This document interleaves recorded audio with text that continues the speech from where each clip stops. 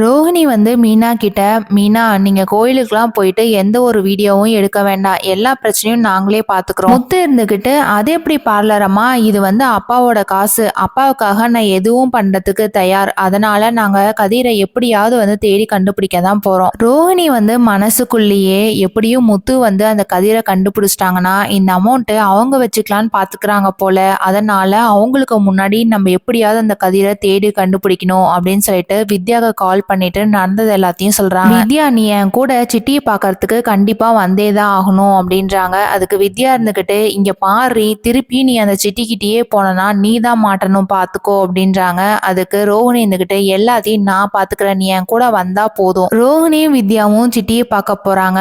நடந்தது எல்லாத்தையுமே சொல்றாங்க. உடனே சிட்டி இருந்துகிட்டு, அந்த கதிரை எப்படி கண்டுபிடிக்கணுங்கிறத போட்டோ இருந்தா மட்டும்தான் என்னால கண்டுபிடிக்க முடியும் அப்படின்னு சொல்றாங்க. அதுக்கு ரோஹிணி இருந்துகிட்டு, இந்த கோயிலுக்கு போனீங்கன்னா கண்டிப்பா வீடியோ கிடைக்கும், அதை வச்சு கண்டுபிடிங்க. நீ எல்லாமே சொல்றது ஓகே தான் ரோஹிணி, ஆனா கதிரை கண்டுபிடிச்சு கொடுத்தனா அதுல இருந்து எனக்கு என்ன வரப்போகுது அப்படின்னு சொன்ன உடனே ரோஹிணி இருந்துகிட்டு, நீ கேட்குற அமௌண்ட் நான் கொடுக்குறேன் அப்படின்றாங்க. வித்யா இருந்துகிட்டு, என்ன ரோஹிணி திருப்பி ஃபர்ஸ்ட்ல இருந்தா, நீ சிட்டி கிட்ட கண்டிப்பா மாட்டதான் போற அப்படின்றாங்க. இந்த கதிரை சிட்டி தான் கண்டுபிடிக்க போறாங்களா இல்ல முத்து மீனா தான் கண்டுபிடிக்க போறாங்களாங்கிறத வெயிட் பண்ணி பார்க்கலாம். தேங்க்யூ.